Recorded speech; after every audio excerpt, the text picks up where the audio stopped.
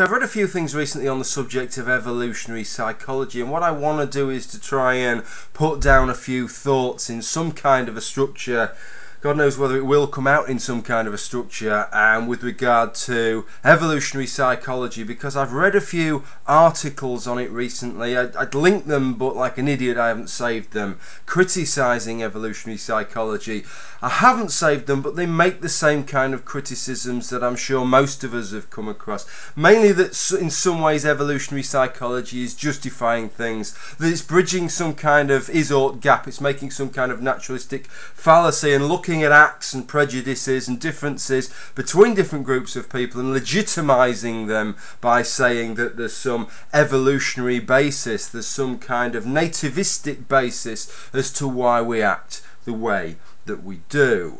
Now this I think is a real kind of misjudgment or a misinterpretation of what evolutionary psychology is about. So what I want to do in this video is to try and give a bit of a defence of evolutionary psychology whilst making a few comments. The first thing that I would say is that a lot of the opponents of evolutionary psychology, certainly the ones that I've come across, seem to have an unwarranted commitment to the tabula rasa. This idea that these kind of behavioural predispositions simply don't exist in Homo sapiens, that in some way all of our behaviour, other than the most trivial things such as breathing in and out or making sure that we stuff food into our mouths rather than in our ears or up our nose, or as a result of our learning, as a result of our culture, as a result of our society. Of course, this is a very complicated issue right off the bat, because if you think about it, if we can have innate tendencies, innate evolutionary sourced predispositions to our behaviour as individuals, then we can also have those predispositions to our behaviour as parents. So it can be very difficult to tell if a parent is treating a baby boy and a baby girl, a juvenile boy, a juvenile girl, an adolescent male youth or female youth, different to one another. Can we be certain that that's a result of cultural phenomena, and again not having some kind of innate predisposition element there? If we can make an evolutionary case as to why there may be some advantage to treating boys as different to girls in terms of their reproductive successes once they become adults, then we would have a case as to why the assumption that it's an entirely cultural phenomena would be erroneous there. I think one of the main points here, without looking at specifics with regard to evolutionary psychology, as to why we might suspect that evolutionary psychology is true, is to look at other primates. I have to admit that I haven't seen studies on every single primate. I've read several books from primatologists, from people such as Frans de Waals, for example. I've read a couple of his books, and what's clear is that with regard to other primates, and I think this is something that very few people dispute, even those that are firmly wedded to the tabula rasa in human beings, is that in other primates they have innate, intuitive, evolutionary sourced predispositions towards their behaviour, both as a species and towards their behaviour at different stages in their lifestyle, and towards differences in their behaviour males to females. So what we would have to say then to reject it for human beings is that while all these other primate species have evolved these kind of tendencies, human beings haven't. That in the few million years since we separated off from the two chimp species, for some reason we've kind of lost these tendencies while no other primate species have done. Now this seems really strange to me, because can we honestly say that the behavioural selection pressures that exist for all other primates have dried up for human beings since we split with chimps? Because what we can say is if those selection pressures do exist, then for them not to be acted upon by natural selection is in fact an anti-evolutionary argument that you would be making there. There is absolutely no reason to suppose that those selection pressures could exist, and yet concurrently with those pressures existing we would actually lose all of these innate tendencies. That's just the most remarkable argument that anybody could be making there, but that is the argument you would have to make to say that humans do not have these innate intuitive predispositions when all other primates do. Now, as I said earlier, one of the big beefs that people have with evolutionary psychology is that they think that evolutionary psychologists, or those that espouse evolutionary psychology, are making some kind of naturalistic fallacy, that by explaining these behaviours we're promoting these behaviours. And I find this a real head scratcher, I have to say, because in no other aspect of human evolutionary biology is this claim ever made. If we look back at one of the classic things, such as why are we bipedal, why do we just stand on our legs rather than on all four limbs as the rest of our cousins do in the animal kingdom? It's a strange one, that one, isn't it? Of course, one of the classics was that it's to allow us to use our hands more. Certainly as of last year, Chris Stringer, who's one of the prime movers in this field, reckoned that this is perhaps less likely to be true now, that actually we used our hands more once we became bipedal. One of the classics now, of course,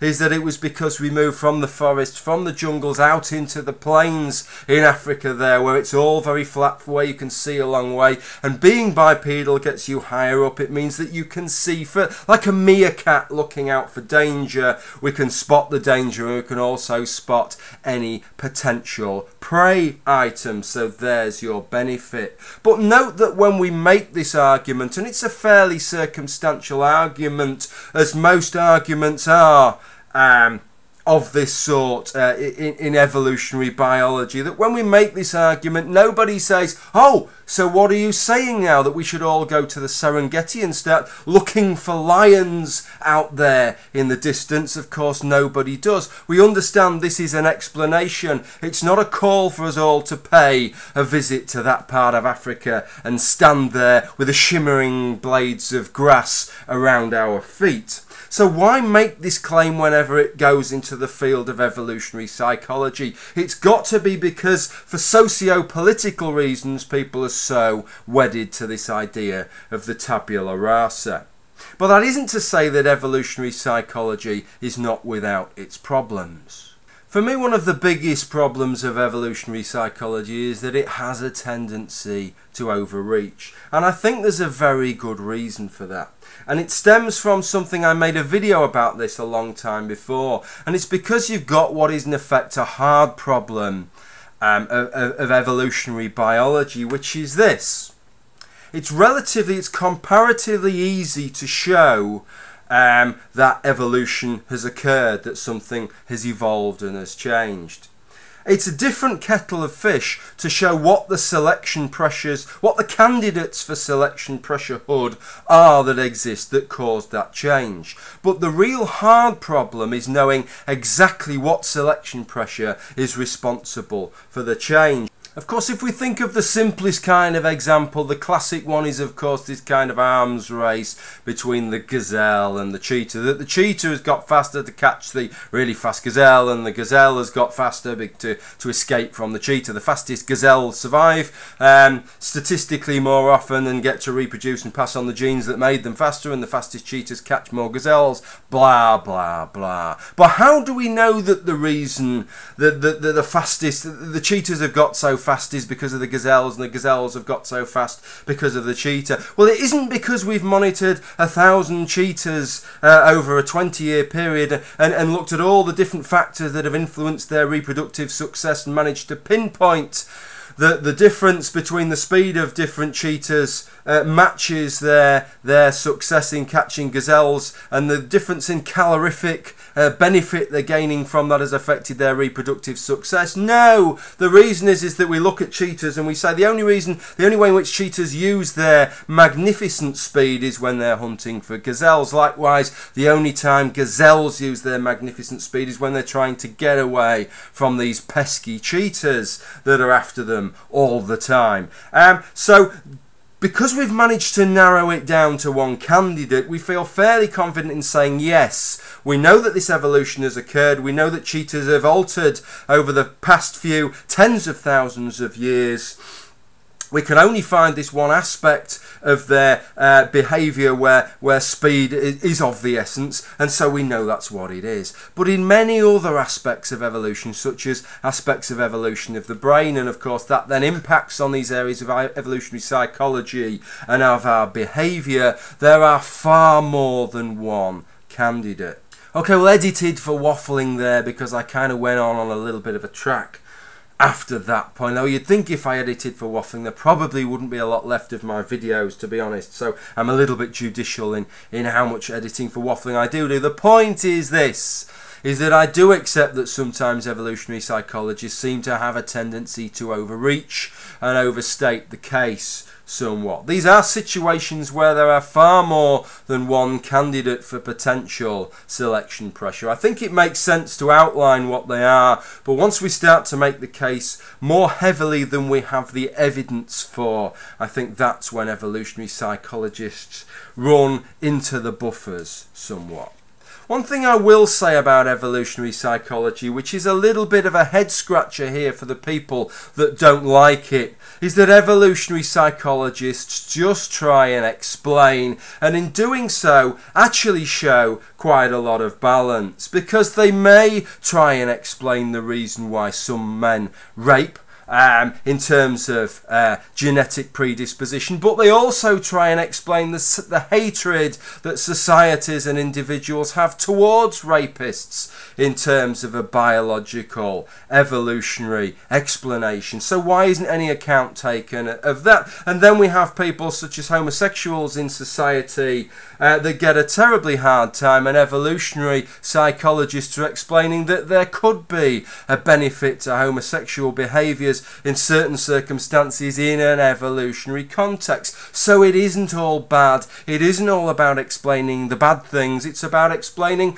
why we have certain types of variety and why we certainly don't like certain kinds of behaviour that most of us presently regard as immoral in the first place, such as murder, theft, rape, salt, those kinds of... That was assault, by the way, not salt. I quite like salt, especially on my chips. So in my view, evolutionary psychology actually generally shows quite a lot of balance, but even if it didn't show that balance, all it does is try and describe and explain what is. It doesn't try and mandate what ought to be. It's clear, I think everybody agrees that we shouldn't be a slave to our genes, and all we're suggesting with evolutionary psychology is what predispositions we possess. That's all it's about, predisposition. If we're talking about a predisposition towards violence that some people may possess as a result of carrying a certain allele on their genome, then that's all it is. It isn't giving them a mandate to be violent. It isn't saying that they will definitely be violent. It just means that if everything else is equal, they are more likely to be a violent individual than somebody else who has a different allele at the same locus on their genome. That's all it's saying. It's not going any further than that. It certainly isn't making an ought from an is. And so just to finish on a cautionary note then, and to get as close as we could to getting an ought from an is that if we ignore evolutionary psychology, and if we ignore the fact that there may be intuitive innate predispositions within individuals, and that within groups that those predispositions may statistically vary between the different groups. If we ignore all of that, assume a tabula rasa, assume culture is responsible for any differences, and then try and act on that in some kind of affirmative way, it could well be that what we end up doing is pushing people into doing things they really do not want to do. It could well be, to give the most extremely unbalanced job that I know of, that the reason there are so many more women and midwives than men is because of cultural and social reasons. But let's just say for 1 second that it isn't, and we seek to address that balance by trying to push more men into midwifery and to dissuade women from going into midwifery, or have some kind of affirmative action plan where every single man that applies gets a job to try and balance the books. What we would end up with is a lower standard of midwife, and we would end up with a lot of unhappy men who'd been pushed into something that really they didn't have very much interest in, and a group of unhappy women that would have loved to have been midwives but didn't get the opportunity because one of these unhappy men has taken their place. So if evolutionary psychology gives us anything close to an ought, it's a cautionary ought. which is that we can have these predispositions perhaps. We may not know exactly what they are for each individual, we may not even know what they are for each group, but let us at least suspect that they may be there and not proceed purely from this unsubstantiated basis that every single group is going to be identical in terms of their wants, needs and desires. I think that's all I want to say. Bye for now.